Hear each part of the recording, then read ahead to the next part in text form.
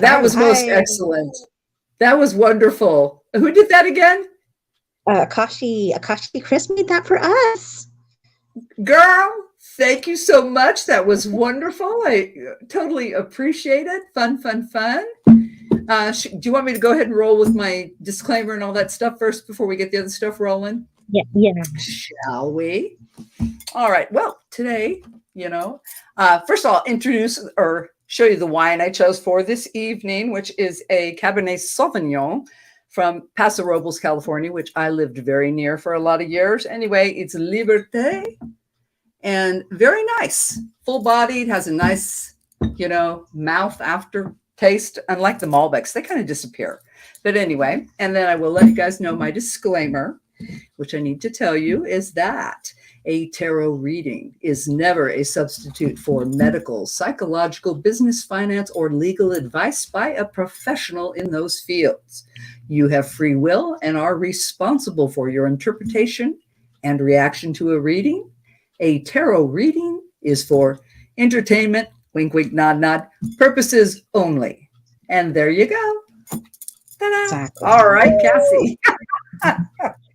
And I'm already feeling very hot for some reason. So, all right, you guys. The case this week, Bobby, is the VILLISCA axe murderers. So, let me show you. Let's get the narration going for the axe murderers, guys. Let me find it. So, it's down here. Actually, let me show them. What is it, Bobby? Oh, I was just going to say that you guys, I did my thing. I smudged. I have been focusing on this energy. So it'd be really interesting to see what we get. I'm always surprised. So I'm not sure, but I did pick, I will let you guys know because I went through my decks. I picked the Toth deck, Aleister Crowley's, very expressive. So let's see what we get going tonight. And Cassie, take it away. Here we go. Cheers, everyone. VILLISCA axe murders. Cheers.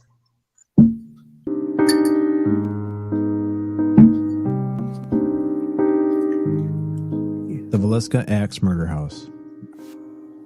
On June 10th, 1912, in the small town of VILLISCA, Iowa, a horrible tragedy occurred, leaving its community mortified and shaken for years. Josiah Moore and his family and two house guests had been viciously murdered during the early morning hours as they slept. A town's century-old mystery would have been solved if the walls could talk. Josiah Moore was a prominent businessman. He was the owner and operator of the Moore Implement Company, a John Deere Company franchise. His business was a solid competitor with the others in the area.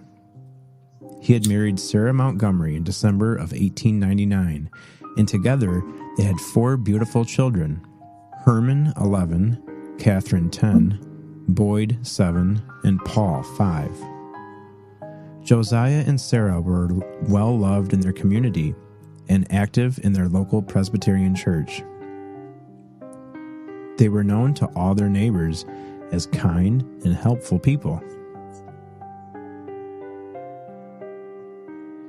On the evening of June 9th, 1912, the Moore family attended church, an annual Children's Day program.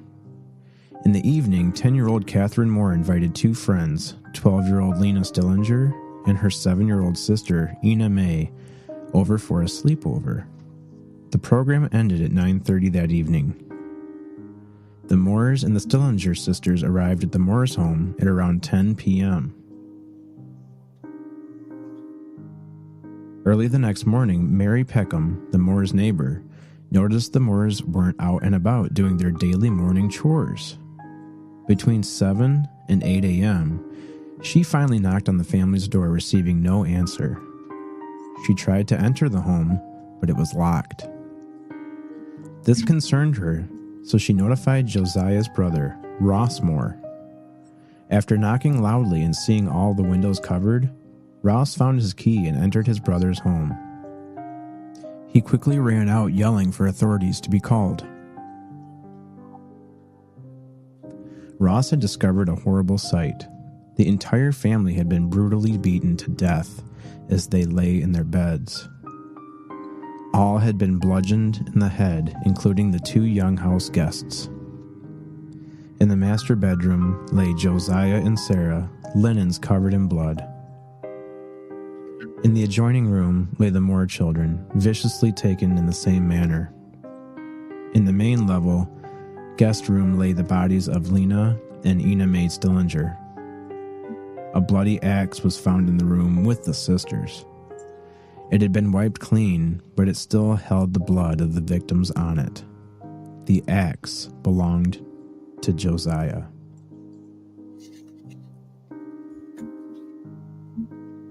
The mayor and the town officials had soon arrived. The gruesome news spread through the small town quickly. The crime scene was soon out of control, crowded with neighbors and townspeople. More than 100 people filled the once happy home. Investigation into the murders showed that they were murdered shortly after midnight. All were thought to be still asleep as they were attacked. All except Lena Stillinger. Being that she had a defensive wound on her arm, she was thought to be awake and attempted to fight off her attacker. The gouge marks in the bedroom ceiling from the axe showed how fiercely the family was beaten. Being that the axe lay in the Stillinger sisters' guest room, it was thought that the killings ended with them. All the windows were covered with linen. The victims' faces covered with linen or clothing after they were murdered. A plate of uneaten food and a bowl of bloody water lay on the kitchen table. A search was put in place to find the monster who had committed this heinous crime. Everyone returned empty-handed. The town was shaken. A murderer was in the shadows. Neighbors paired together, keeping guard during the madness. Every lock in town was bought, and every window was nailed shut. The townspeople openly carried weapons, everyone eyeing each other in suspicion. Rumors flowed viciously from house to house. News reporters and detectives soon swarmed the streets. Dogs were even brought in, and the counties joined together trying to capture this murderer who still ran the streets freely. The small town of VILLISCA was forever changed after this horrible tragedy. The lives of the town's residents grew dark and forever on edge. One of the first theories by investigators was possibly a serial killer. Being the previous year, a series of murders had taken place in the Midwest, all in the same manner, with the victims being slaughtered to death in their bed as they slept. Soon, every stranger or transient in the town became a suspect. One man who was questioned was a transient who moved from town to town, whose name was Andy Sawyer. He was quickly dismissed for having a solid alibi in another city for being in police custody on the night in question. The investigation continued, and many locals became the focus of suspicion. Friendships became very strained, with everyone putting out each other's names in speculation. One suspect was Sarah's brother-in-law, Lee Van Gilder, who was the ex-husband of Sarah's sister, a man known for violence and trouble with the law. But he was later cleared. Authorities looking for motives soon began investigating Frank Jones. Mr. Jones was a prominent businessman as well as the state senator. Josiah worked for Frank for many years at Frank's hardware store before leaving to open his own company. The two became bitter enemies, not even crossing the street near each other. Police just couldn't believe Frank was able to commit such an act by himself. Investigators soon looked into a man by the name of William Mansfield. They had received a tip that Frank may have hired Mansfield to murder the Moore family. In 1916, Mansfield was arrested in Kansas City and sent to Iowa to face a jury. The jury refused to indict Mr. Mansfield, being that he had a valid alibi. Frank was never charged with the crime. Next, attention was turned to the traveling reverend who was ministered the day of the crime, Reverend George Kelly. Kelly was a nervous, bird-like man with a reputation of perhaps being a pedophile. He had left early on the day of the murders, but what really caught the detectives' attention was Kelly's obsession with the family's murders. He wrote and sent many long letters to investigators, detectives, and the victims' families. Within the next 2 weeks, his actions didn't prove much better. He visited the murder house, was caught peeping in windows of young girls, and had a bloody shirt sent to the washers. Reverend Kelly was arrested in April of 1917. After hours of investigation, Reverend Kelly confessed on August 13th, 1917. He stated he went for a walk on the night in question, during which he spied into the window of the Stillinger sisters. He said he heard the Lord command him, "Slay utterly, suffer little children to come unto me." He replied, "Yes, Lord, they're coming quick," and chop went the axe. His trial began September 4th, 1917. But the trial soon ended in an acquittal by the jury, deadlock 11-1. A second trial in November acquitted Kelly, resulting in no charges. Many believed Reverend Kelly was being framed by Frank Jones. Many townspeople believed Frank Jones was paying people off. Another suspect in the case was Henry Lee Moore, with no relation to Josiah. He was the suspected serial killer. Months after the Moores murders, Henry was convicted of murdering his own mother and grandmother with an axe. He was also the prime suspect in the killing the year before in Colorado and Kansas. The murders all being played out in the same manner. However, this never went anywhere and was never proven. In the end, police and investigators gave up in 1917. The murders remain unsolved and the murderer never punished. The victims lay in the VILLISCA town cemetery, still to this day awaiting justice more than 100 years later. Who murdered the Moores? It's a century-old mystery that may never be solved. Secrets forever hidden in the walls of a house known as the VILLISCA Axe Murder House.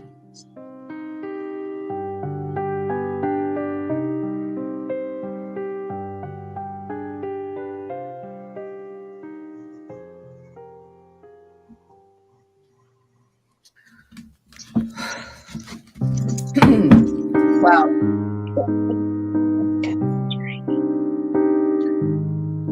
The VILLISCA Axe Murder House. No. On June 10th, 1912, in the small town of VILLISCA, Iowa. Sorry. I was like, was there a postscript? Wow, guys, horror. Right away, as I was listening to that story, a few questions came in my head. I don't know if anybody thought of this as well, but the axe making marks in the ceiling. I wonder how high those ceilings were.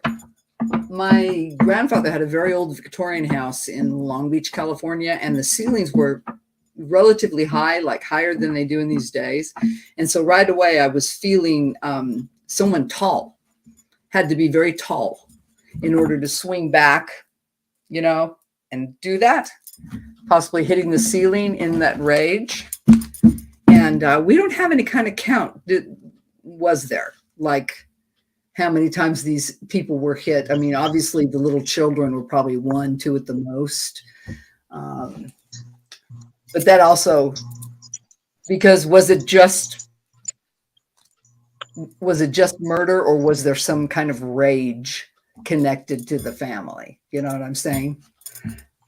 Anyway, I've shuffled my cards here, so let's just go and see what we got. This is pretty hideous. Pretty hideous. So, all right. Any message, I am open for your information if you can tell me. about this house and what occurred.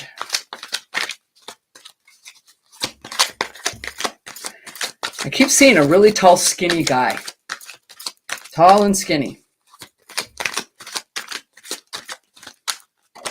Okay. Huh. Oh, wow.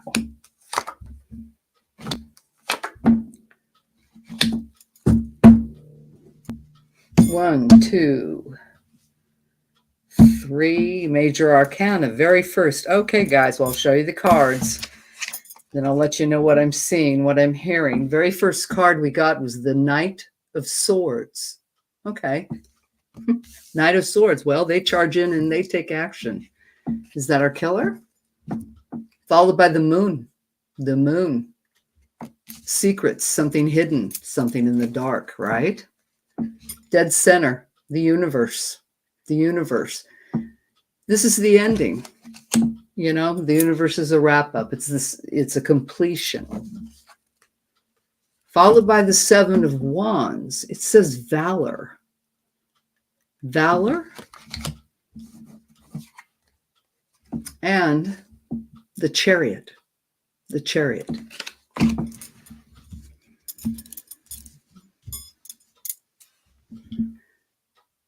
Ooh, wow. Now there's something.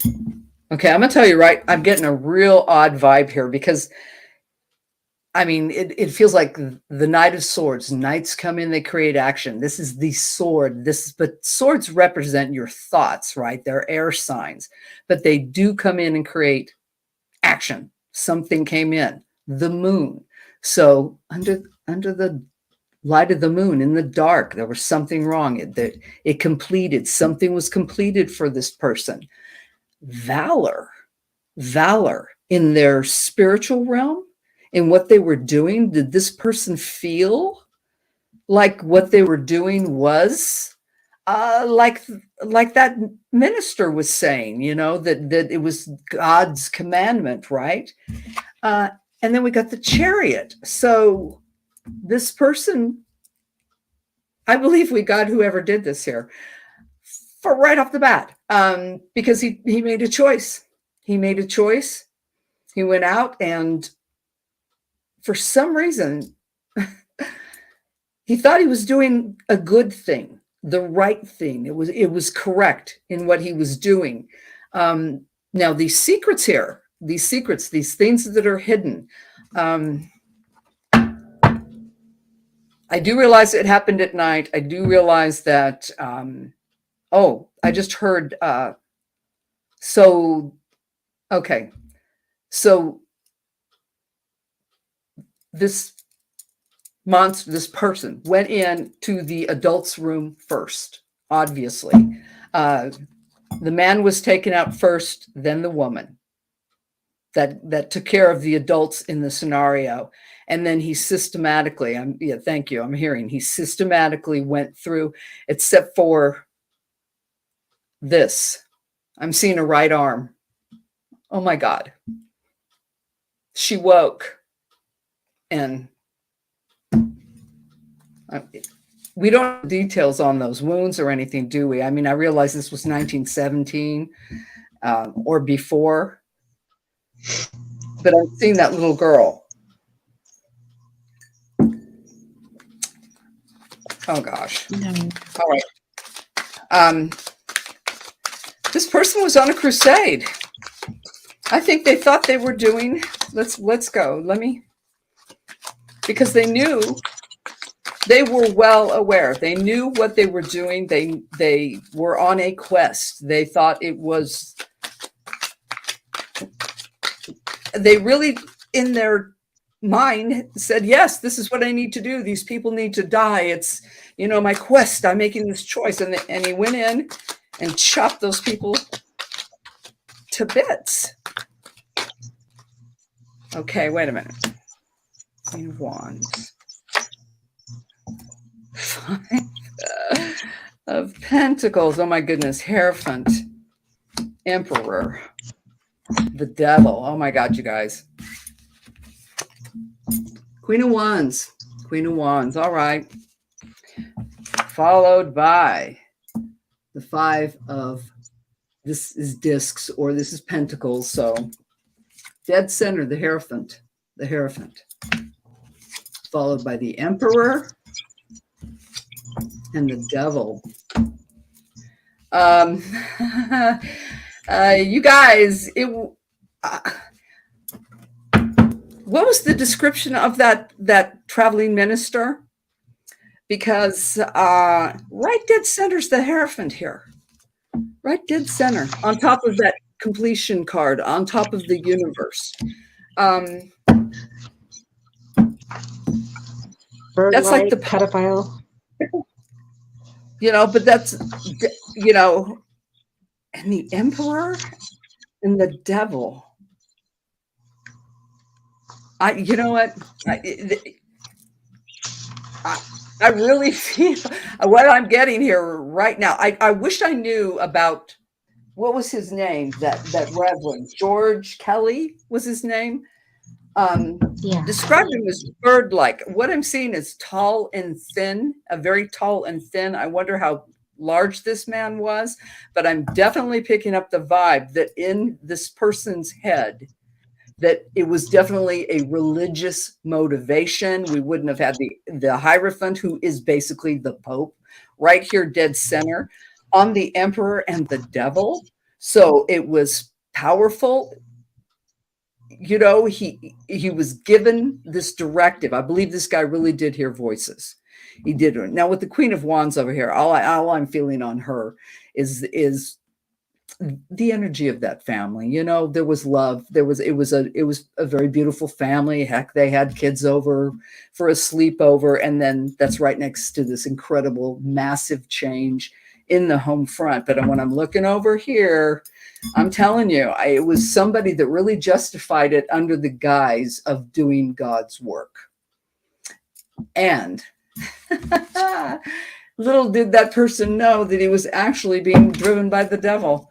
The devil, it's right on top of the Chariot, which was that decision to move forward and go on it, and the devil's right on top of it. This guy, boy, I want to say it was, dude, let's see if there's any more information you want to tell me about this.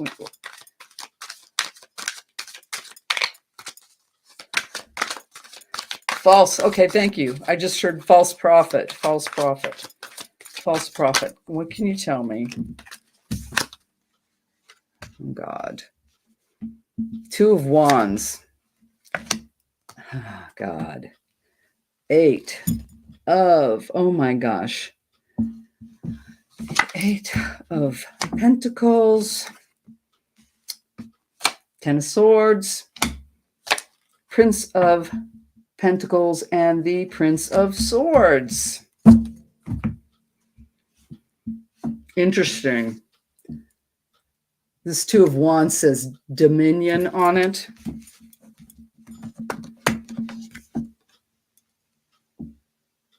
The Eight here, oh my God, it says adjustment. Adjustment. Look at this right on top of the Pope, the Hierophant card. The Ten of Swords, which is an ending, it says ruin. Ruin. And we got the Prince of Pentacles. That's most likely in this deck, the Knight, the Page, bringing in the change. And then again, the Prince of Swords.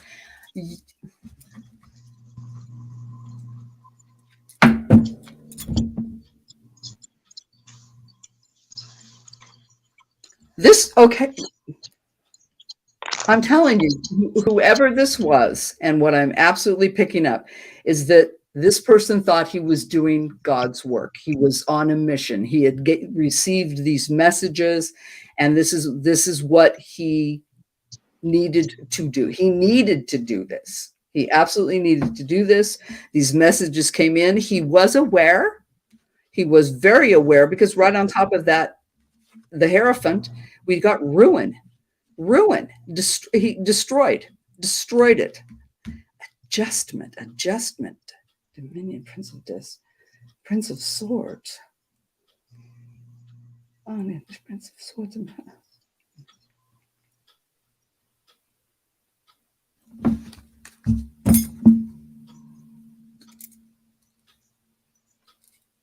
I'm hearing, oh, this is kind of horrible, you guys. I keep hearing it hurts. I keep hearing it hurts. God, I hope that wasn't. I'm hearing a child's voice. I'm hearing a child's voice, and I'm hearing it hurts. It hurts. Shit. Shit. I don't like this, Cassie. This, all these messages. Yes, this is somebody that was so mentally ill. I really believe they were tied to the church and somehow had some kind of connection to it. They really believed they were hearing the voice of God that was directing them. It came in, bombarded this sick individual, really bombarded them. They felt the need. Now, why this family though? I'm not, what is the connection? Why this family? Why did you? Okay. Oh God. Two of Swords. The Hanged Man. Oh my God. 10 of Wands. 8 of Cups. Oh my God. Wow. Oh my gosh. Okay, look, I'll show you these cards. 2 of Swords. The Hanged Man. The Wheel of Fortune. 8 of Cups. And now we've got the 10. That's 4. Who's 14? Temperance. Temperance. Oh, yeah, my God, my balance. Peace. Oh, my goodness. Okay. Thank you. This was a serial killer. Okay. This was somebody that had committed other murders. Okay. Because he was hearing voices.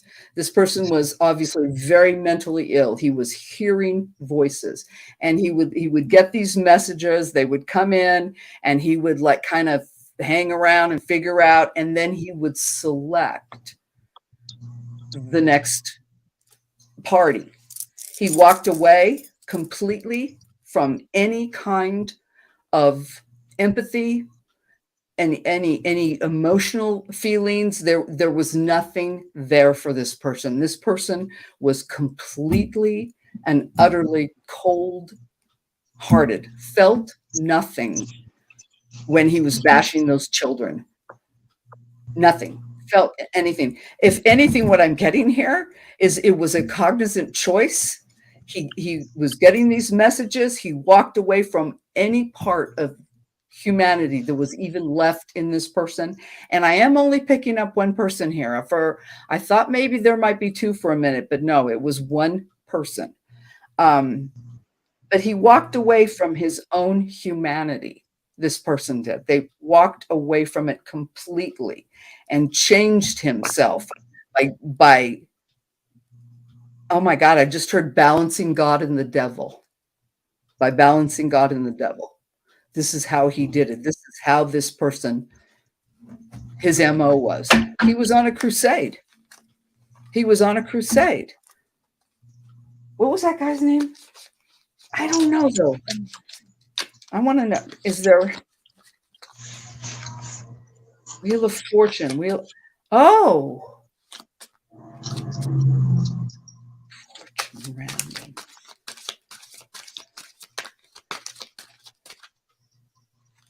I just heard random. I heard the word random when I was thinking about the Wheel of Fortune here. Oh, I'm getting all weird around my neck.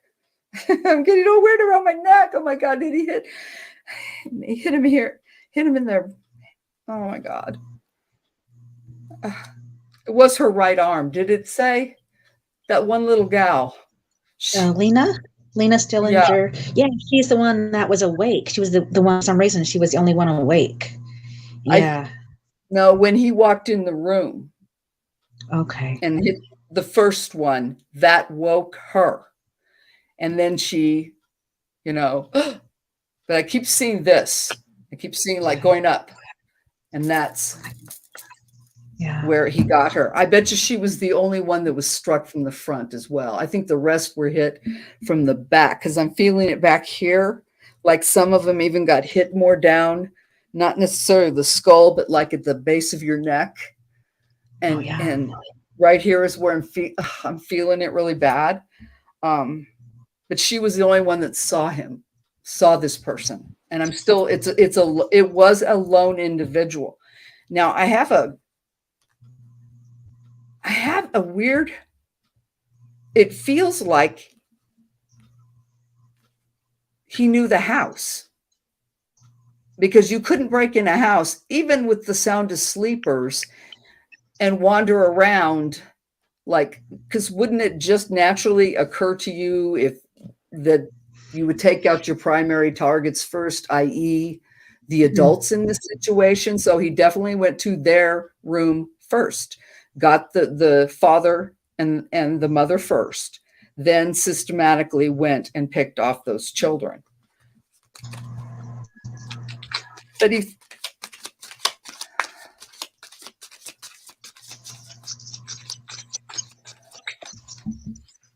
I think it was someone who knew them, definitely. knew the house. Damn. Let me get some more on this. Can you tell me anything else? Can you give me any more clues to this? Ooh. Oh my God, the Fool. Four of Swords. Prince of Pentacles. Oh my God. Six of Wands, Victory, and the Lovers. Ew. Ew. The Fool. Four of Swords. Prince of Pentacles. Six of Wands. The Lovers. Uh-oh. Uh-oh.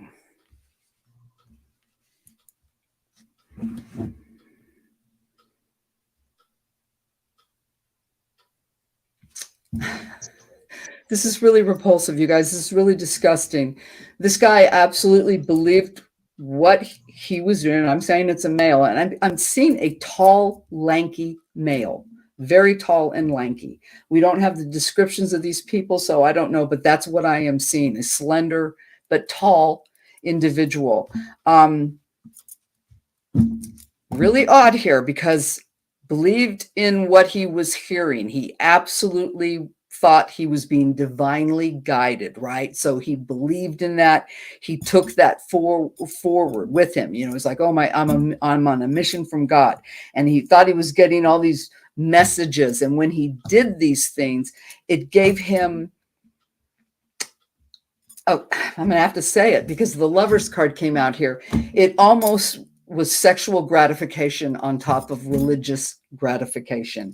It's like it completely and utterly filled him ecstasy, with ecstasy. This sick individual. But he didn't go in it like that. It wasn't like he was, you know, interested in the wife or wanted these little kids, these little girls or whatever. It was the act itself, the murder, the destruction of these human beings is what aroused him. It aroused him. It put him in ecstasy. And well, what do they call when people, when you go into the people that speak in tongues, or they go into those, isn't that a form of ecstasy? Is it not? Yes. My question is, with all those kids at the church, why them? I mean, I just don't know why he would pick, like, why would you pick a family? Like, why? I don't know. In his sick mind. Like, let's ask.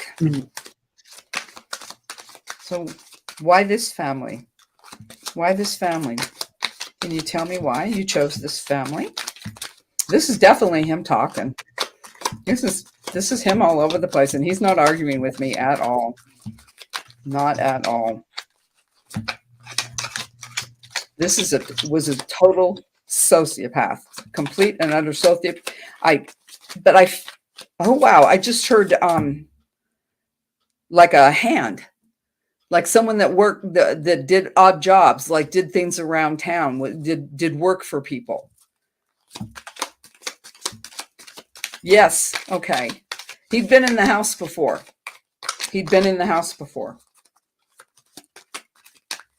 Okay, let's see. Oh God. Okay. Oh God, satiety, debauch, strife, futility, wealth. Oh God. Oh, you guys, look at this. 10 of Cups. Well, you know, 10s are completions finished. It says satiety. Look at this one. Oh my God. 7 of Cups. Debauch. Right, dead center here. 5 of Wands. Strife. 7 of Swords. Futility. 10 of Pentacles. Wealth.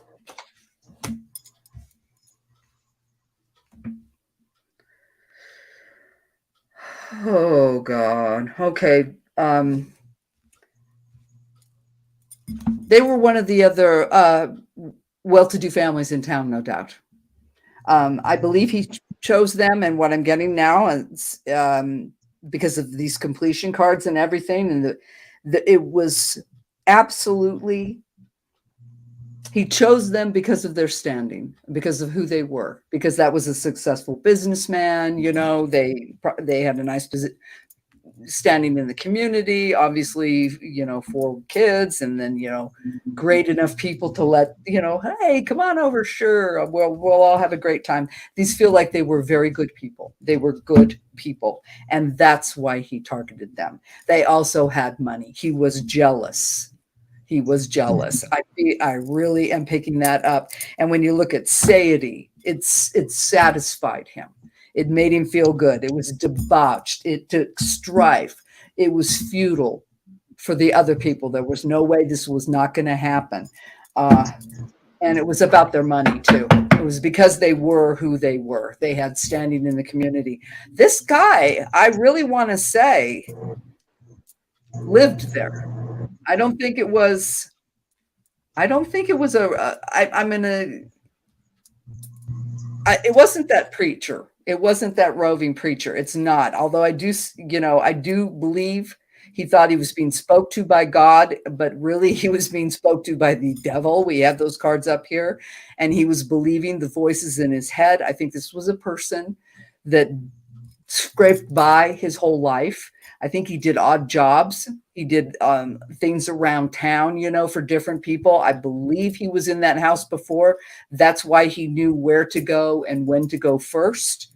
It was somebody in that town. It was somebody that was there and did things for people in the community, but never really, you know, kind of the wrong side of the tracks kind of person, right? So he was also jealous of their standing and their money and all that. So that's why he chose them. That's why he chose them. So you have any? Can you tell me anything? Tell me.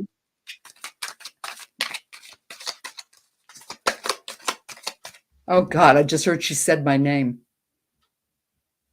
I think that little girl knew him. I just heard she said my name. That little girl that woke up, she knew who he was. He was known. He was known in town. Let me see. The Star. 3 of Pentacles. Knight of Cups. Ace of Swords. Knight of Wands. Oh, of course. Check this out. The Star. All right. The Star card is being on a journey, you know, being on your journey, on the right path. 3 of Pentacles. Well, you know, that is working, working with others.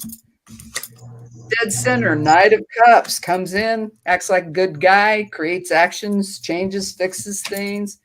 Ace of Swords, new idea, new beginning somehow in the mindset, followed by the Knight of Wands.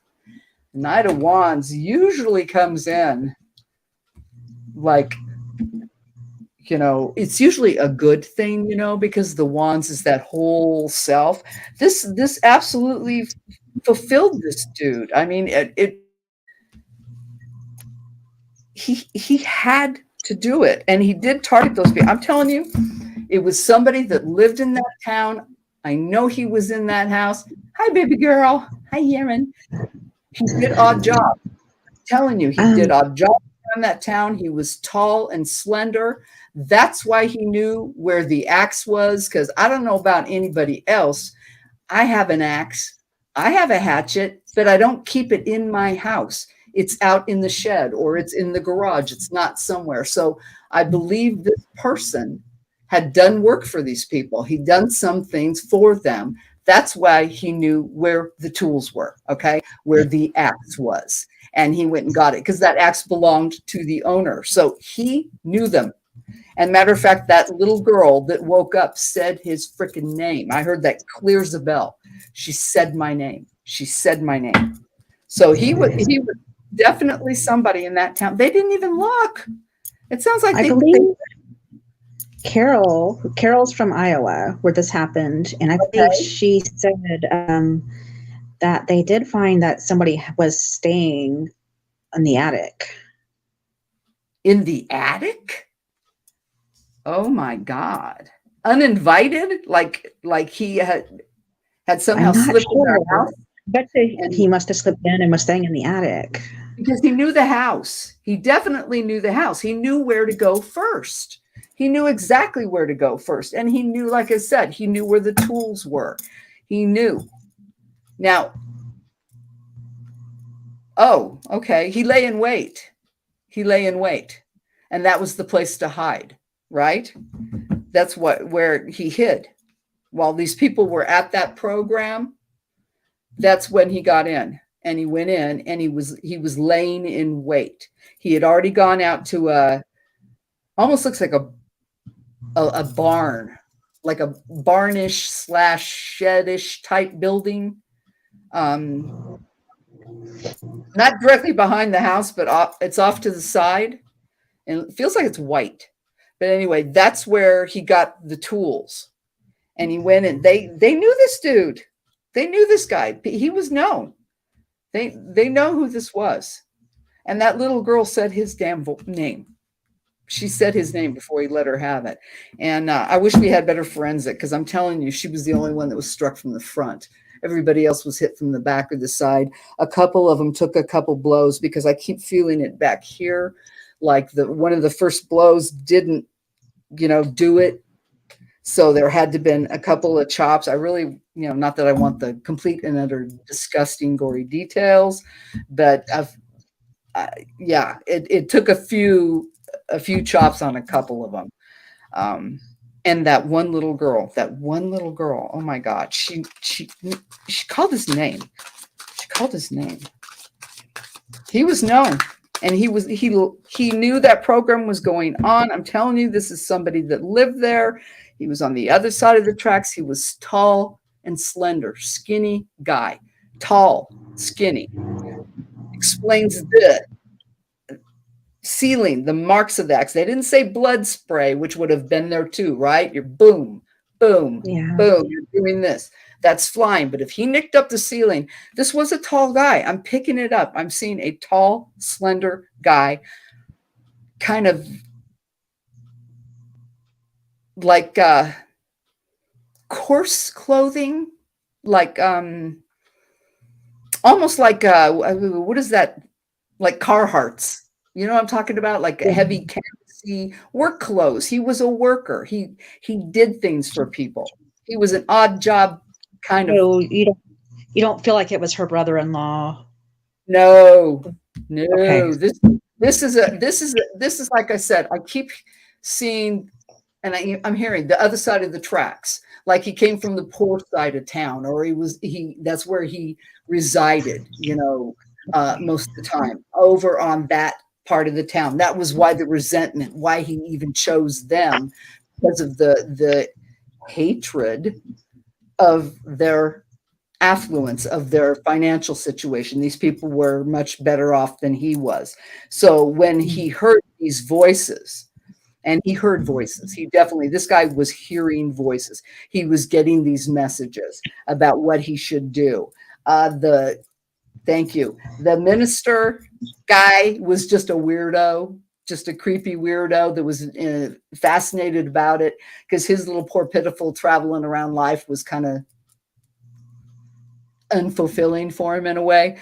He was just like anybody else. He was a looky-loo. I'm totally not getting it was him. This was somebody that lived in that town, knew these people, plotted it, planned it, because he kept hearing those voices telling him to do what he was supposed to do. And he did think it was God, but it wasn't God. It was the opposite of God who was talking to him. Absolutely. Let's see if we can get anything else. Yeah, he was on his journey. He was put on this path. He was put on this path. He knew it. He was, oh my God, he was chosen. I am chosen. I am the chosen one. He felt he was chose for this mission. Wow. Oh my God, dude. Can you tell me?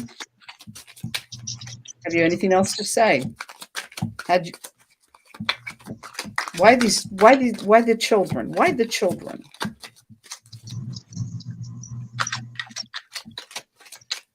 It's right here. Wants me to stop. Three of Wands, the Hermit, the Empress, the Ace of Wands, Princess of Swords. Three of Wands, creativity. Hermit, he was hiding. He hid in the house. He freaking hid in the house. The Empress, full abundance. Ace of Wands, knew it was going to start in the beginning. And the Princess of Swords. Okay, yeah. It was an ambush. It was an ambush, you guys. He knew them. Matter of fact, I think probably everybody in town knew him. He might have even had the appearance of someone kind of slow. You know what I'm saying? Like, you know, he was handy for like fixing things around, and people would hire him and have him do this. But he had that appearance of possibly just, you know, not the sharpest knife in the drawer. Slow, like he was kind of slow. But inside that brain was all this stuff constantly going on. He heard voices probably his whole life.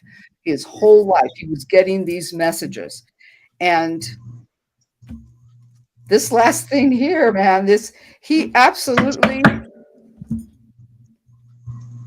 he knew about the program. He knew what was going on in town. He was very well aware. He was a member of that community. Like I said, other side of the tracks, though. He was, you know, it's like, it's okay, you're here because you're fixing something, but, you know, make sure you go to your part of town before it gets dark kind of shit. You know, he was welcome, but not at the same time. I really think he had, oh, I just heard like, was there ever any, like he talked funny.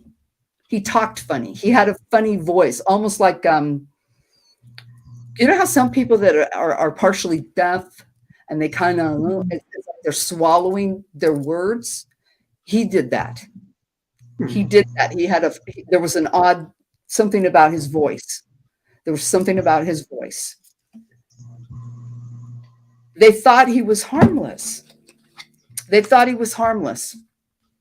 I wonder if he was like a caretaker or a person that helped out, like on the land. Or I'm seeing the coarse clothing. He definitely worked a lot of like dirty jobs. Okay, he did a lot of labor, kind of hard labor jobs. At first, I thought possibly a field hand or something, but no, he did other things. He did like, he could repair doors or, you know, windows or things like that. He was a little, Yeah, he was a little more skilled than that. He wasn't just out plowing fields or harvesting crops. He did have a skill set of some type, even though he was kind of, and that even might have been the way okay, he was quiet. He was very quiet, partially because of the speech thing. It's too bad they didn't look at someone, because this man had a funny vocal pattern. He had an odd speech thing, and so he didn't communicate a lot because he was embarrassed about it. This guy always felt bad about who he was, his role in society, where he was at, and kind of, a loner, but yet still could get, work because he had a skill set. He was good with his hands, but he did wait in ambush on these people. He ambushed them. He waited. He heard them all come in the house. He heard the family. He heard the kids laughing. He heard everybody go to bed, good night, waited till they were asleep.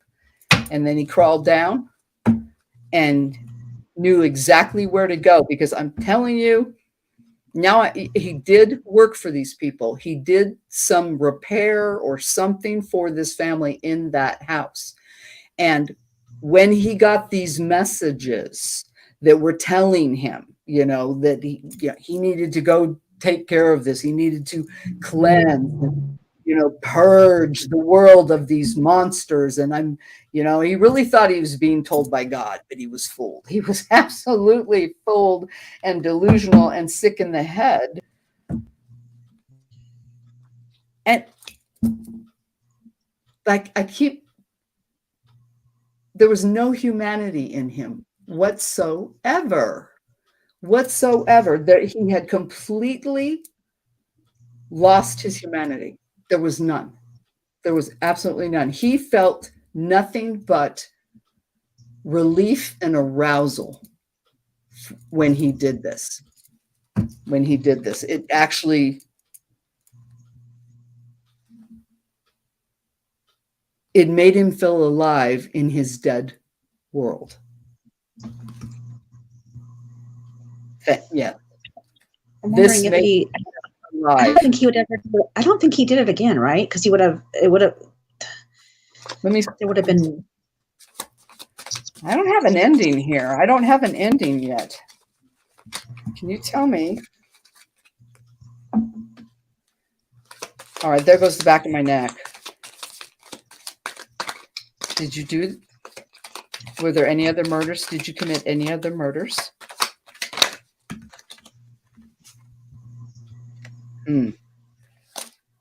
Eight of Wands, Ace of Pentacles, Three of Cups, another Prince of Wands, and the Eight. Oh, interesting. Look at these cards. This is the Eight of Swords. Look at that. It says swiftness, new beginning in the Pentacles, the disc. Then we got here the Three of Cups, abundance. Once again, these messengers coming in, this messenger coming in with the Prince of Wands. Oh my God. Last card, Eight of Swords. It says interference.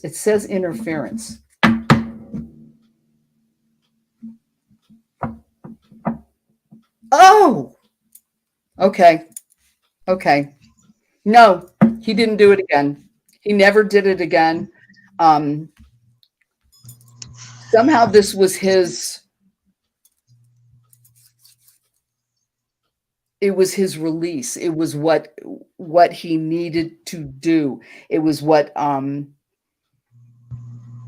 these messages, because I've got nothing but messengers in action here. Messengers in action. So he was obviously extremely mentally ill. He already had the stigma of being from the wrong side of the tracks, poor part of town. He did have skills. There was something about his voice. I'm telling you, he didn't speak much because he had a funny voice, or he had maybe a speech impediment of some kind. I'm still seeing very tall, slender individual, coarse clothing. coarse clothing, like work clothes, like that's why Carhartts came into my mind, because they feel like almost that military army brownish kind of color. And it had been going on in his head for quite some time. He had been getting these messages for quite a while, if not most of his life. I believe they just turned sinister on him, because it started off as with the Hierophant, and then it went right over to the devil. So I believe whatever psychosis was going on in this man's brain as he aged, as he got older, it took a dark turn, where at first it felt like it was protected and comforting him.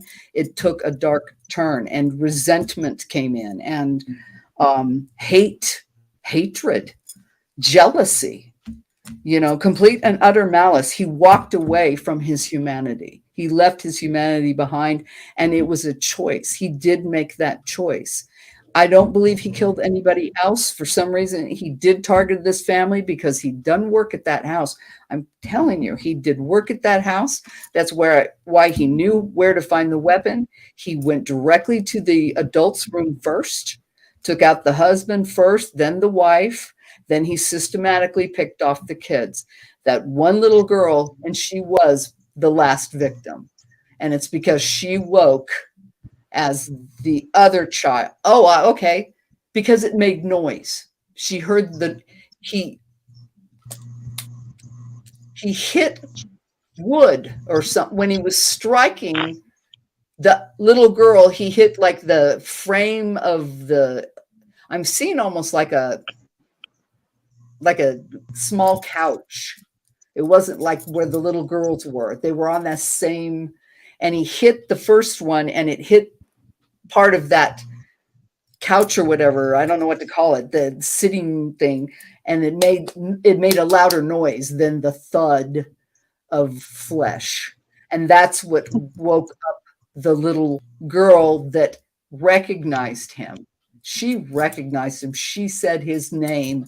And then she went, because I keep seeing it was her right arm. Does it say that? I don't know. But she definitely turned and looked and boom, threw that arm up. But she knew him. She recognized him. She said his damn name. And she was the last one to die. She was the last one to die. I feel like he was sated after. Let me see. Do you have anything else you could tell me? Anything else you'd like to tell us? Was your work completed? Was your work completed?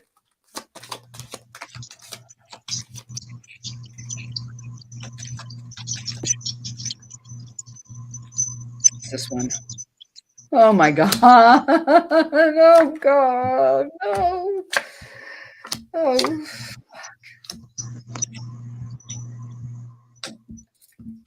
We're done. We're done.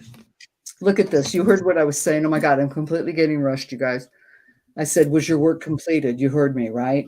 Mm-hmm. Look at the first card I got. 6 of Cups. Pleasure. Pleasure. Okay. Look at this one. Oh my God. 9 of Wands. Do you see what this says? Lust. Yes. Lust. Right in the center. The High Priestess. The High Priestess. Followed by the Queen of Swords. Queen of Swords. And check this out. Oh my God. Oh my God. We got the 4. Look at that. The 4. Wow. The 4. This is the. Oh my God. And that's. Hey, you know what? I think he was an Aries. That's Aries sign. But it says completion. So no, he didn't kill anybody else. This was a one-shot deal for this guy. This was a one-shot. He did this one heinous crime. It wasn't a serial killer. He wasn't traveling around.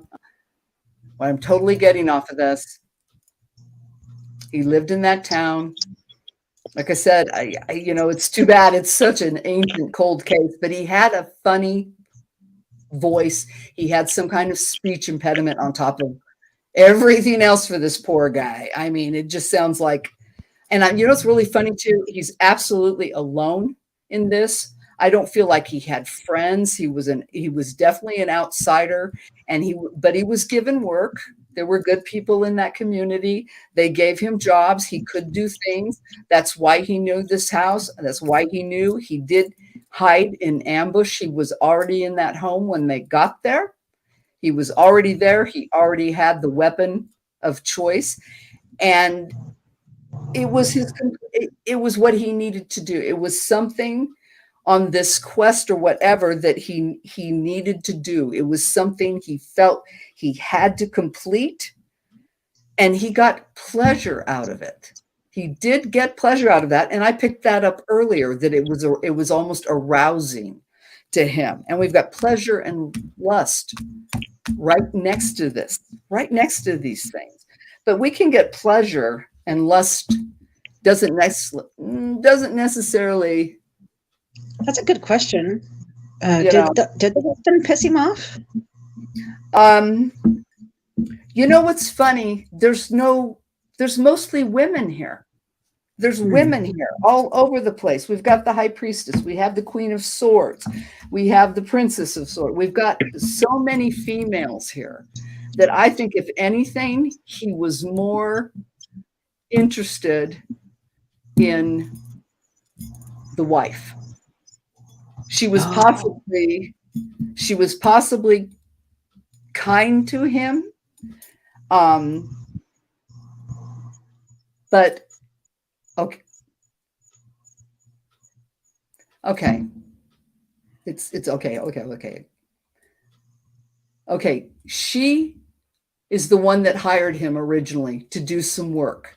And she brought him in. He fixed something in the home. He came into the home. He was like somebody, go ask, what's his face. I'm not getting a name. I'm definitely seeing a physical type. And she was kind enough to him that he imagined a relationship that wasn't there. And I think he returned or tried to come back, because there's all these messages in here too, and there's all these females. I think he probably approached her again after the fact, and she snubbed him, because I appreciate the job you did, but thanks, and kind of like walked away from him, because that wasn't what he had fantasized in his head, was not reality. Obviously, he was very sick. And then he had these voices. He always had voices in his head. I'm telling you, this was a very, very sick individual from the time he was a child. I bet he killed animals and shit. I bet he did stuff like that. Didn't have it. Oh my gosh. Huh. Oh. That's why he knew the addict. There was animals had got into the house. They were in the attic, and that's why he knew where the addict was, because they hired him to come in to get rid of some varmints. That's what it was. I wonder if that's documented. That's why he knew where the addict was. He had gone up there, and I'm seeing a raccoon. So it feels like that's what the deal was, that's what brought him into that home. That's why he was in the attic. That's why he knew it was there, because he had come in and performed a service. The woman had paid him. I'm seeing her. She gave him coins, like coins, not bills, coins. Okay. She gave him the coins, and he was all jazzed, and he, oh, wow, great. And he fantasized. He created this fantasy in his head about her. And then later on, something went amiss. Like, I believe he approached her maybe in town, or something happened, and she put him off. And that is what sent him spiraling into this thing. He knew about the program at the church. He knew. He went to that house. He waited. Those poor little invited guests. Oh my God, what a bummer to let your kids go over that night of all nights. but it was like a feeding frenzy. It was like a feeding frenzy. It was like once he started, there he wasn't going to stop until they were all dead. He yeah, that little girl knew him. That little girl knew him. She said his name. She said his name. And I'm telling you, he had some kind of weird voice. I keep getting that kind of a weird, so he didn't like really speaking with people. He came across as kind of slow, shy. You know, he appeared to the people that he was non-threatening. They had no idea of the powder keg that was going on with this man, with this man. And so that is why he targeted them. He'd been in the home. He felt like he had been maybe accepted, or wow, she likes me kind of thing. And then that got snubbed, destroyed the fantasy he had created in his head. And then all that shit started rolling in his mind. And oh my, this is it. And I've got to do this now, he totally went just off his complete fucking nut. Pardon my French, lost his mind, went in that house, waited, slaughtered everyone, every single one, and he was done. He was done. That was it. You know what? That makes sense. I think,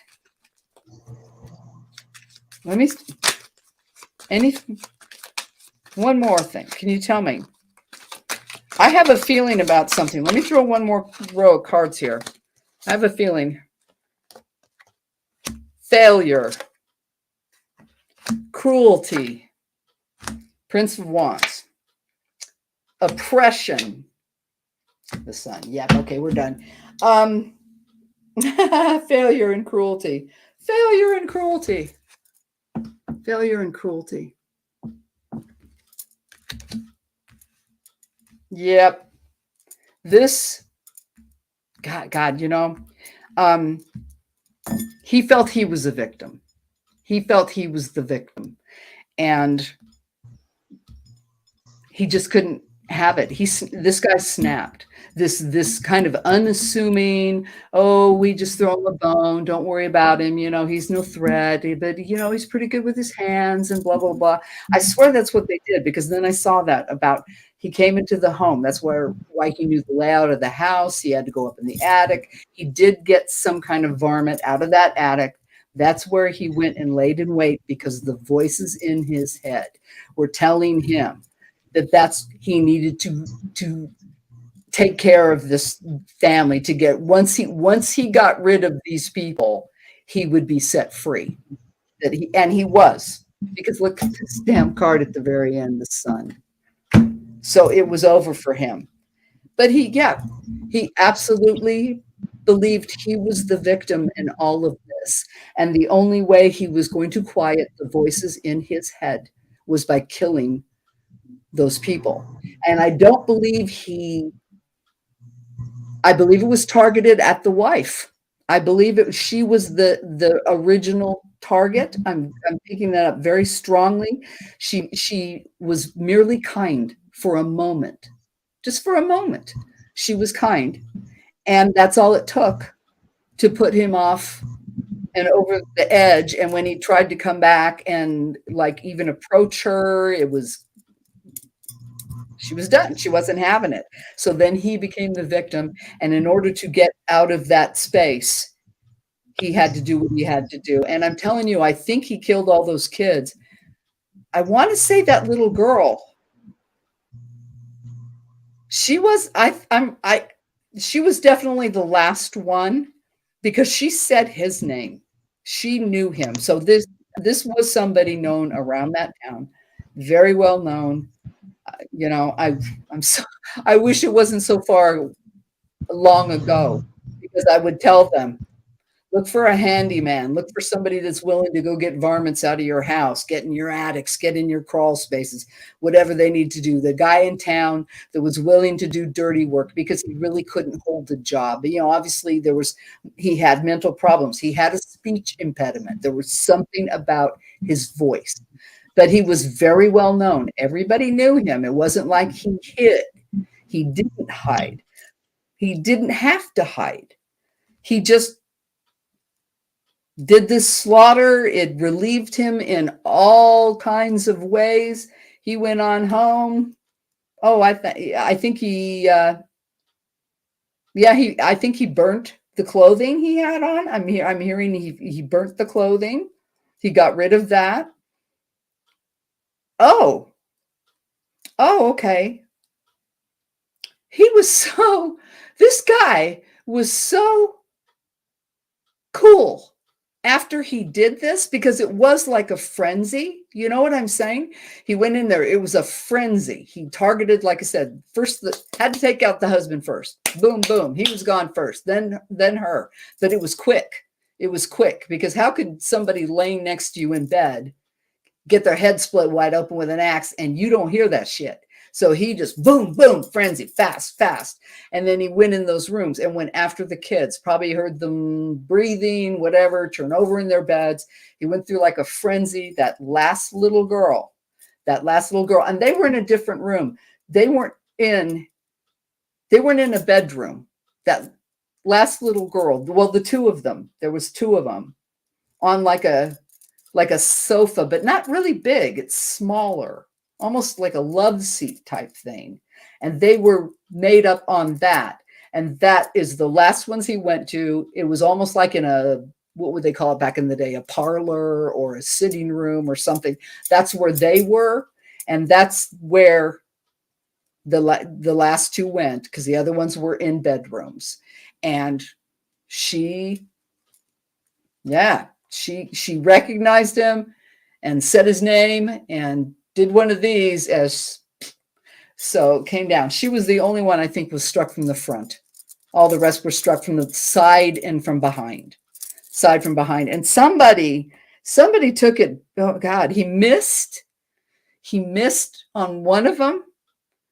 We don't have autopsies, do we? Because one of them, I keep getting it back here that he really hit somebody like lower back here. And so that person took a few more swings. It wasn't as clean. And then it was like this he was so relieved that he went in to the kitchen and rinsed got a bowl of water, rinsed his hands off and had something to eat. He was that cool about the whole thing. It was like this incredible, like he felt like, oh my God, yay, the weight is lifted.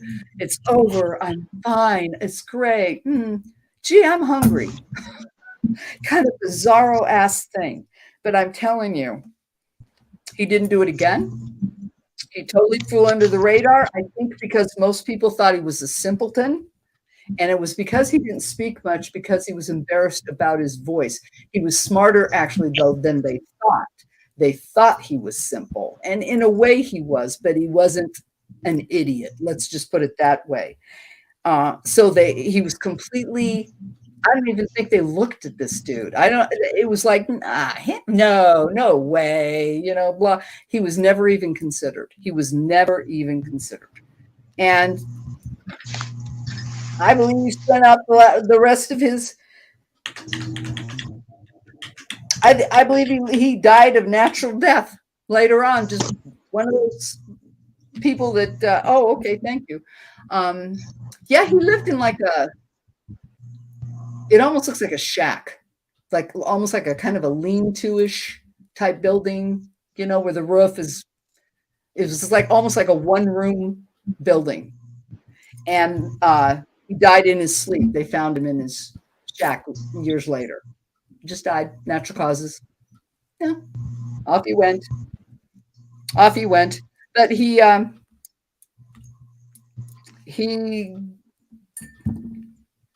did what he had to do, what he thought he had to do. And he really thought it was God, but The cards are telling me that no, it wasn't. It wasn't God. God doesn't send you on a mission to slaughter people. But he was so deluded in his head. And then with the thing with the wife, and I'm telling you, there was some interaction.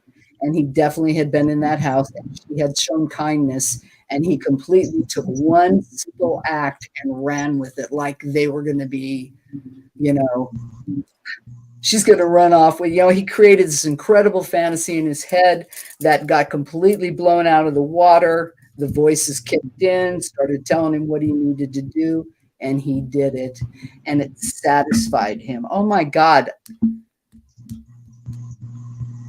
We don't know anything about molestations or anything, do we? Of course they wouldn't have looked at that back in those days. No.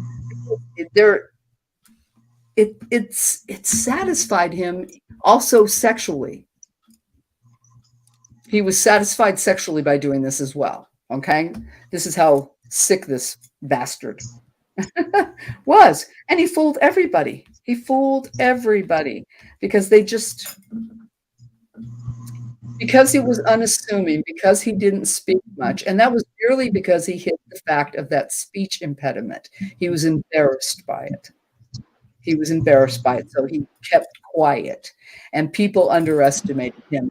They took that as, him not being very bright, but that wasn't truly the case. But he allowed that. He was willing to accept that because that put him, especially after this act, it gave him a get out of jail free card.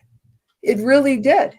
His whole act, his whole demeanor, everything about him seemed so non-threatening that they didn't even look at him. They never even looked at this guy. And I don't believe he did it. And I see that he died. They found him in his bed. They found him. They found him dead. He died in natural causes. Well, it's sad that he got away with it. Oh, yeah. I only feel good here. I will tell you right now is that he wasn't a serial killer. It wasn't. It was definitely targeted. He definitely targeted this. And like I said, he was sick. He was obviously sick in his mind, very much so. I believe he heard voices his entire life, used to guide him, used to help him, quite possibly. He leaned on those. I don't believe he belonged to that church. I'm going to tell you that right now. He wasn't part of that congregation. He was a community member, but he was on the outside of that community. Not that he was shunned per se. He was tolerated. He was treated okay. Like I said, he could do things with his hands. I see that. They did throw him a bone. He was obviously very poor. He was very, very poor and had a very rough life. I feel nobody around him whatsoever. I'm not feeling, mother, father, wife, brother, sister, nothing. This is a lone individual, like nobody connected to him whatsoever.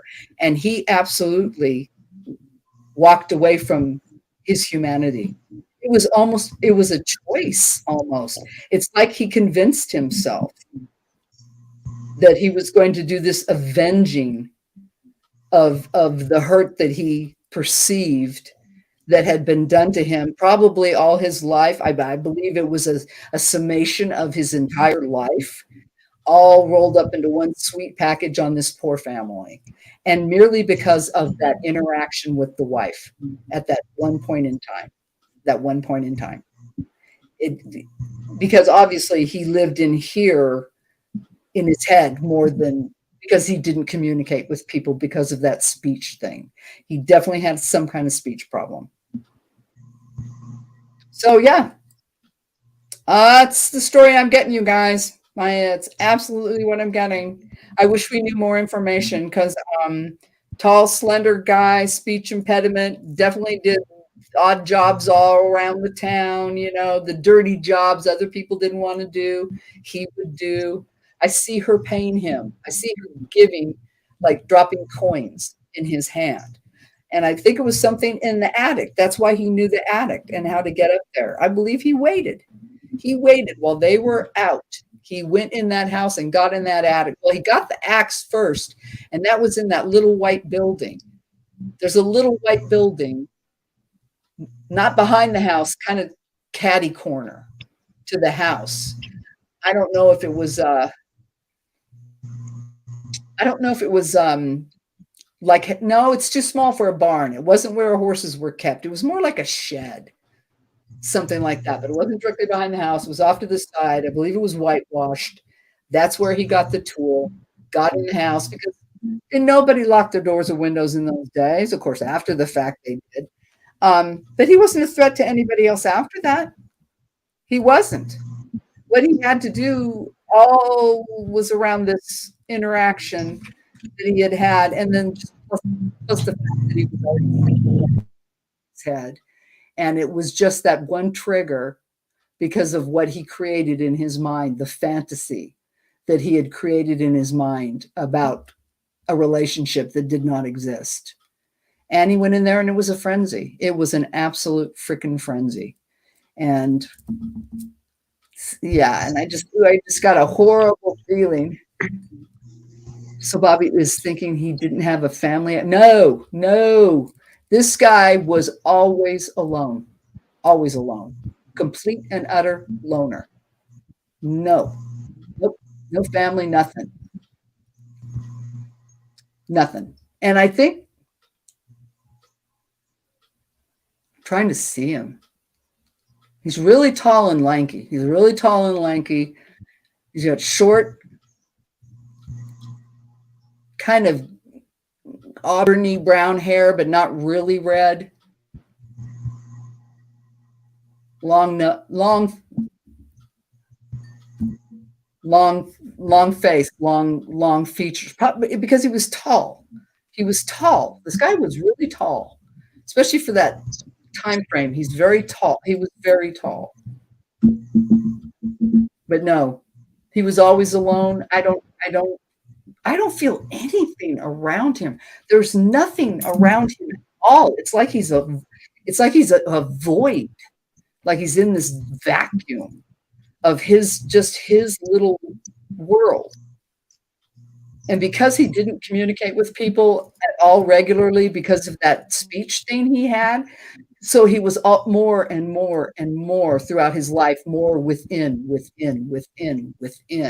And what originally he thought was God guiding him, helping him, turned into the devil. It turned ugly. It completely changed as he got older.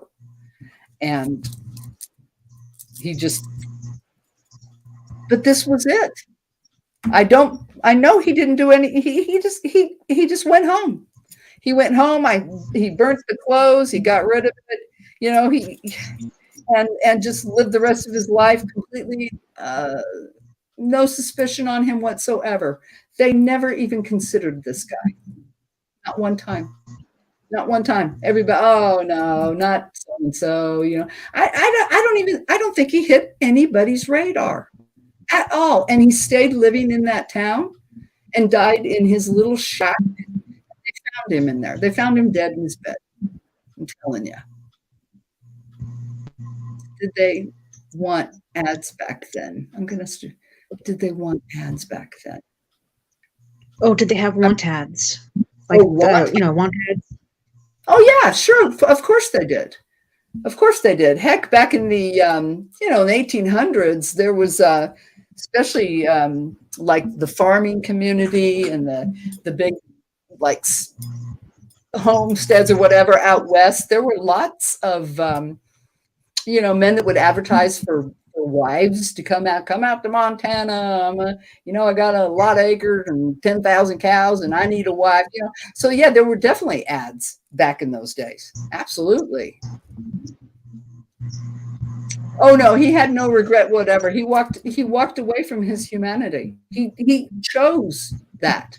It was like there was this precipice he had hit, because like I said, I believe in the beginning he felt that God was protecting him, and that's why he was alone, and he felt like there was something special about him, and only he had this very good personal relationship and he was being guided, right?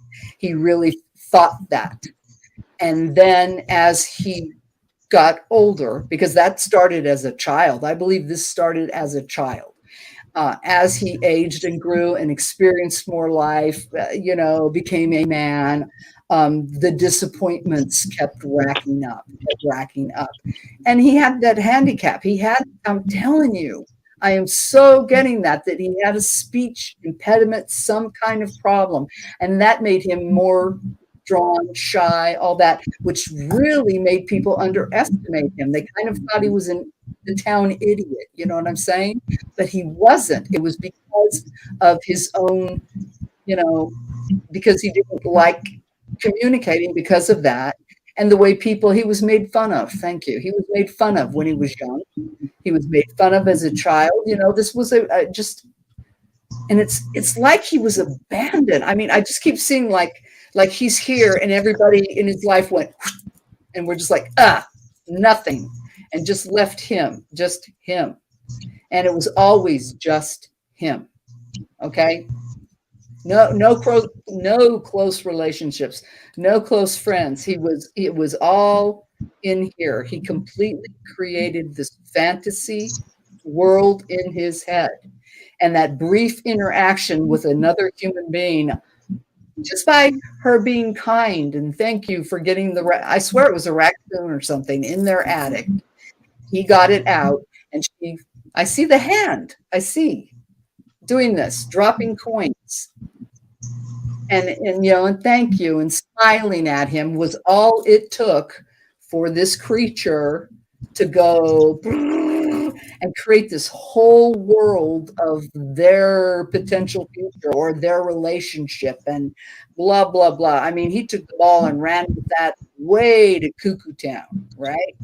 And then something happened. It wasn't at church, though. He wasn't a member of that church. I am absolutely getting that. He did not attend church.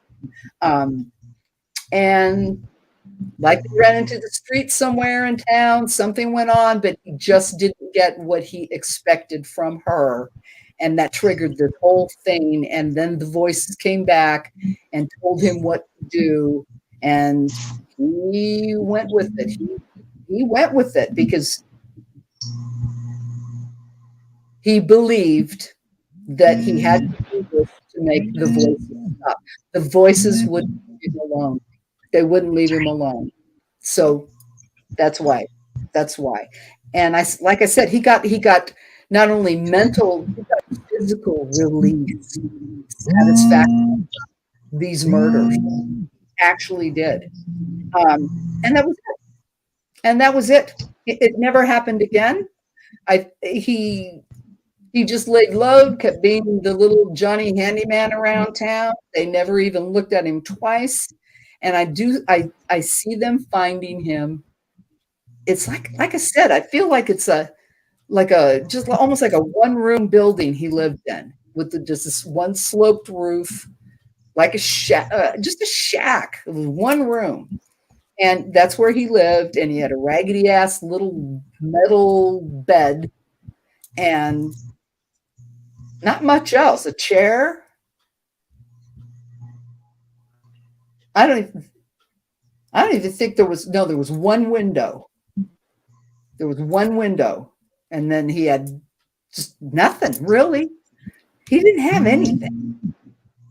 And they found him because they noticed around town he hadn't been seen for a while, and he just died in his sleep. The bastard just died in his sleep. But he didn't kill anybody else. I don't know if that's any kind of consolation. Sure as hell isn't for all those poor innocent people. And that poor little girl. So those weren't connected. The Lizzie Borden one and that one not connected? No. Because they were only 37 miles apart. Okay. No. Not at all. Not at all. This was like I said, it was. I'm sticking to it. It was definitely triggered by the wife because they hired him to do something. She was there. The husband was off doing whatever he did, his job. He came in, did some work. She was kind. She smiled at him. She paid him, and it's all it took.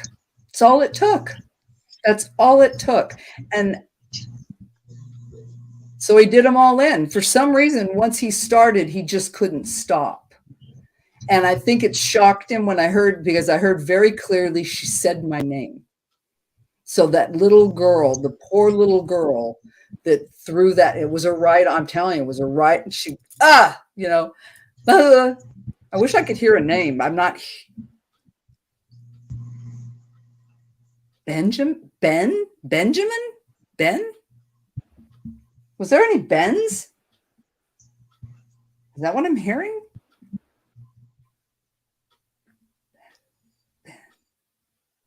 I swear I heard Ben. Ben. But she called his name. And then because he just hit her sister. It was her sister. And she turned and looked and said his name because she knew who he was. Everybody knew who he was in that town. And then the defense won because she saw and she threw her arm up. And then natural, you know, you're going to try to, but it didn't do a damn bit of good. Tall, skinny guy. Sick. Yep. And he got to just die in his bed. Died in his bed. I feel like I'm really curious. Like I wish we knew more about, you know, the town, the people, like a plot of it. Like because I'm seeing, because I kept hearing the other side of the tracks. I wonder if there was a train that went through there. If there was anything that went through that town at that time, I don't know, because I kept hearing the other side of the tracks, but that also can be a general terminology, you know, of people on the wrong side of the tracks. But it almost feels like that's where he was. It was definitely just a shack that he lived in. I see like an old iron bed, kind of a raggedy, it looks filthy. It kind of looks filthy. And one chair. Oh, a lamp. Yeah, he doesn't even have electricity. He's got one of those. It looks like a railroad type lamp. You know what I'm talking about? Those they're kind of shaped like that, and they got the handle over the top. He had one of those in that shed. But yeah, they found him because he just had not shown up for a few days. There was a train. Okay, so he lived on the other side of the tracks. Thank you. And he had that lantern. He had a lantern. I don't think he did anything for the trains, though. He didn't. He just lived on the other side of the tracks. And I'm seeing it definitely was just a freaking shack. I mean, this guy was dirt poor. You know, he did something horrible. He did something absolutely horrific. Nowadays, I would hope that somebody would have recognized, well, but then we didn't recognize Jeffrey Dahmer, did we? So these people can fly under the radar, but I do believe, and I am absolutely the story told here is this was a one-shot deal. He wasn't a serial killer. It was an accumulation of incidences in his life that hit their crescendo with these murders. And it was like, you know, that was all he needed. It was resolved. It was over. And then plus he wasn't stupid, even though they thought he was.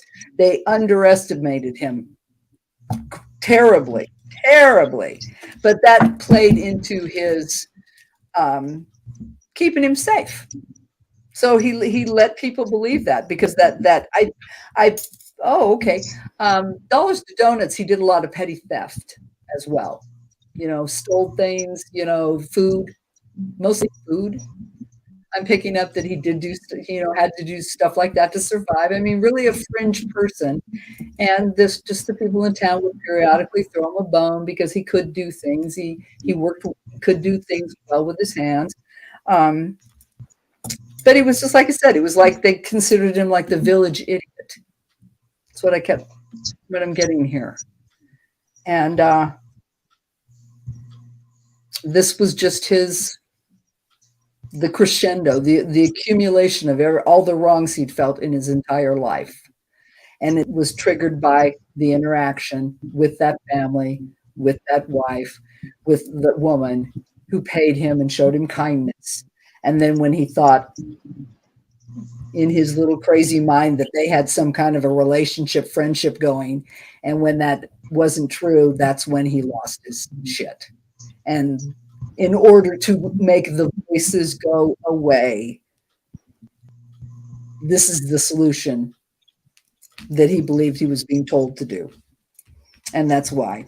But he didn't do it. He never killed anybody else. And he just lived his life and ended up, I keep seeing him, just they found him in his bed. Found him in that nasty little shack, hardly crap in it, and he was dead. He died and got away with murder. So you guys, that's what I got for you tonight on this horrible, hideous thing. Horrible, hideous thing. Bobby, you're amazing. Wow. Awesome. God, it would be so, I wish we had more info if it, because he definitely had, that's what's really sticking out to me a lot. Besides his build, he was very tall and slender and lanky, but he had some kind of speech thing. He definitely had either he was partially deaf, so he sounded odd, or he just had some bizarre speech impediment. But that's why he was so underestimated, because he was shy because of that.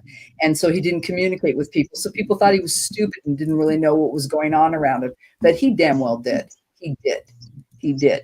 But it was just the life that he led and the accumulation of all the slights and the things that had gone wrong for him in his life.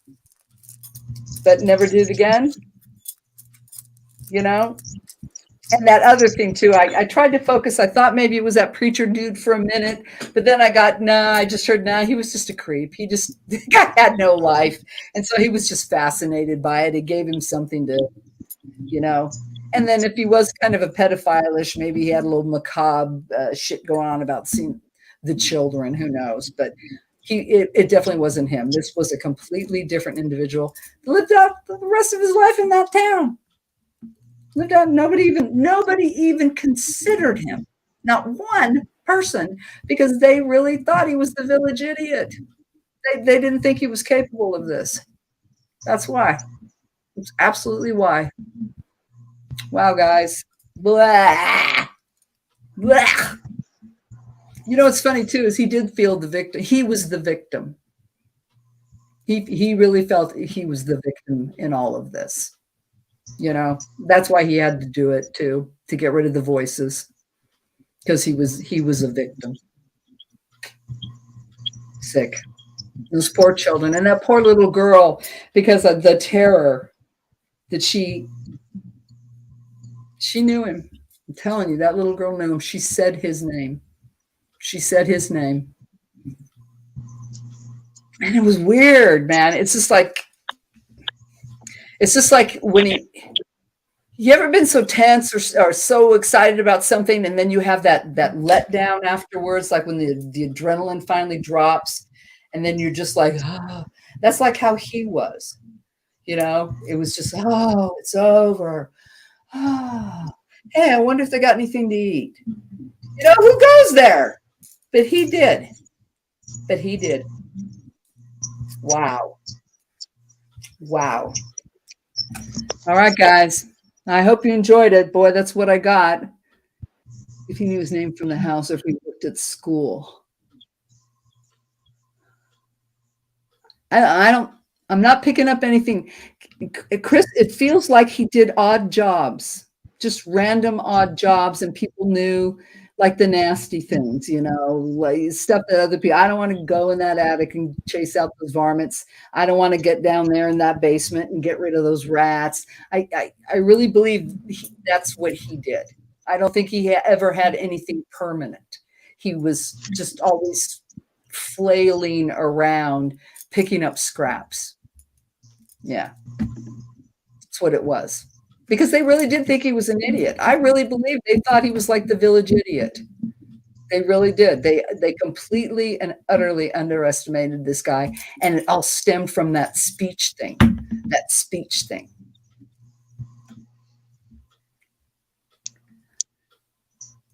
No, it was a small town. Think about it. I don't know what was the population of that town in that time frame. And if you have a local character like he was like the local character type person. Everybody knew him.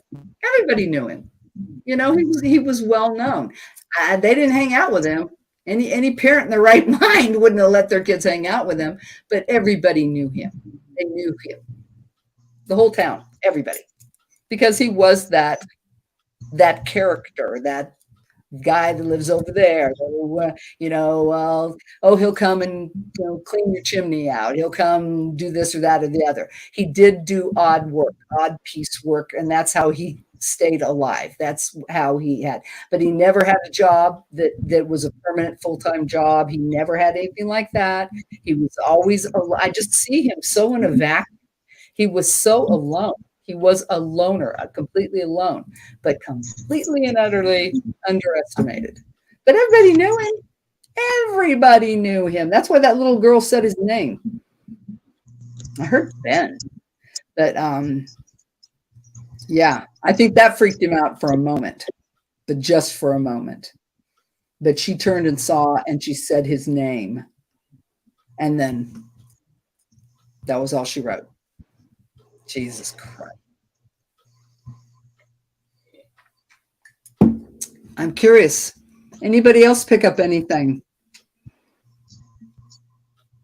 Yeah, see, if it was a little bitty town, I'm telling you, everybody knew this guy. Everybody knew him. And I know I have nothing new to say here. The story is complete, you know. It's definitely complete. He got away with it. It was only these people, centered on that woman, that exchange with her, and his fantasy world that he created in his head that got destroyed. And then all the ugly came in, and all the slights he'd felt his entire life, and all the snubs, and all, you know, and the people acting better than him. And, you know, he became the victim in this whole scenario. He was the victim. And the only way to take care of this was by destroying these people. And she was the trigger, the original source of what set him on this. Because I think it wasn't, I mean, it was planned, because he knew that they weren't in the house. He knew they were away at that program, and that's how he went and got in there and laid in wait. He heard everything. He heard everything that was going on in that house. He heard them all doing their thing. He heard them all when they all fell asleep. He waited. He waited. And then he came down and did what he did. He was in that house, and he'd been in it before. Bastard. Oh, God. Oh, God, the bottom of the deck. Success. You know, and I'd ended with the sun card and success. Yeah, he got away with it. He got away with it because, like I said, never even hit anybody's radar. None whatsoever. That's why. Sad, sad, sad. So sad. I wish we had more info, you know, because he definitely was very tall and slender. Brownish, reddish, short hair, long, kind of long nose, long featured, long fingers. He was lanky, tall and lanky, rough clothing. Crazy. Those poor babies, and that poor little girl, the horror. I would have rather been one of the ones that got split right in bed, right? Never saw it coming. Jesus. And somebody he really whacked. There are no forensics or reports, right, Cass? I don't think so. Carol, was there? Because I feel it. Like one of the people he kind of, it feels like it might have been the husband, because the first stroke, the first hit didn't make the target at all. He hit lower down on that dude, and then quickly had to, you know, get that second hit in to take him out. But that very first, there was just that slight moment of hesitation, just a nanosecond of it.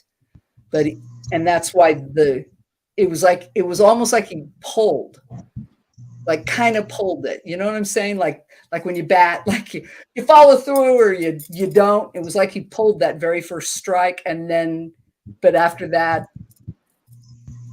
It was complete and utter frenzy. And quick. I think that I wish I knew the house, like where the parents' room was, where the kids were, and then the other ones, because they were definitely in like not a bedroom, the two little girls, and the one that saw him and said his name. She was on like I said, what do they call them? Divans or something back in the day? Those, Satay? Well, it was like, okay, the back of it went up, had like that hump. It kind of rolled sides and it came up and down. It was small though, wasn't really big. And that's where those little girls were. They'd made like a bed for them. And that's the one that said his name. God. And she was hit from the front. Everybody else was the back or the side.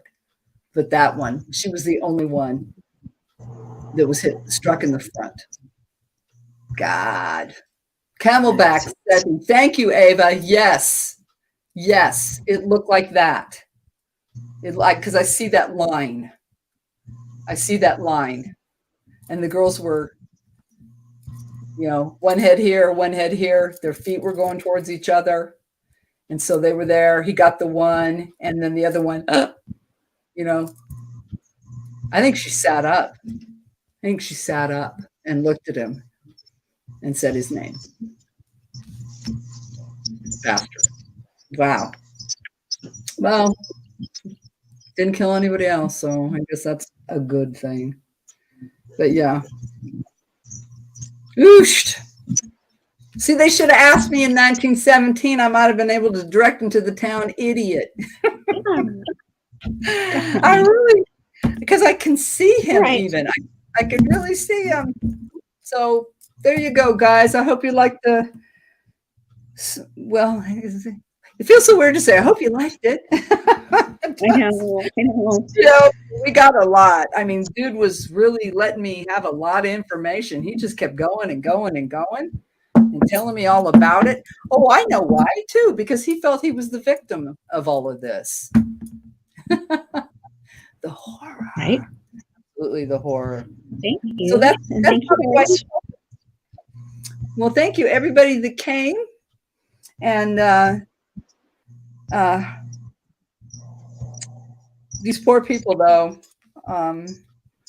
really sucks that he died. I'm telling you, that guy, they did find him just because he hadn't shown up for a while. They were kind of wondering what happened to, I don't know why Ben came in my head, but I'm not sure if it is Ben. But, and they just found him dead in his bed. He just died in his bed. That was it. Completely got away with it. Those poor people. Go ahead, Bobby. Alrighty, I'm done. So our next case is going to be, what was it?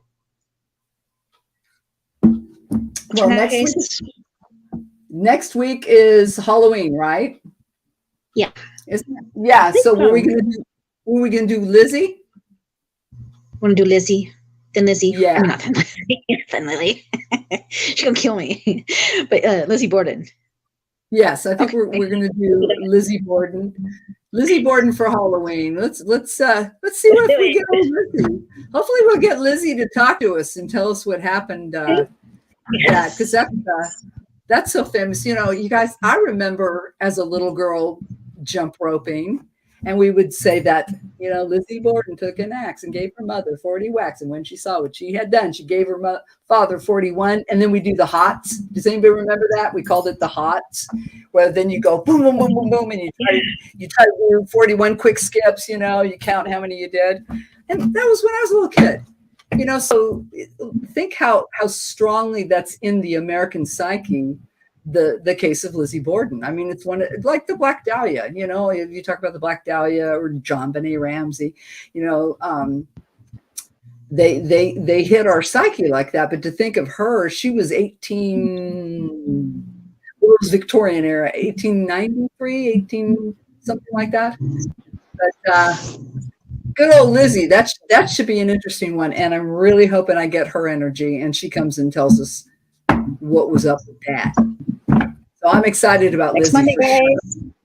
And if Make anybody sure you has guys join us. join us. My daughter suggested Natalie Wood, so we're going to look at her as well. Another famous person with an unsolved, mysterious demise. So, yay.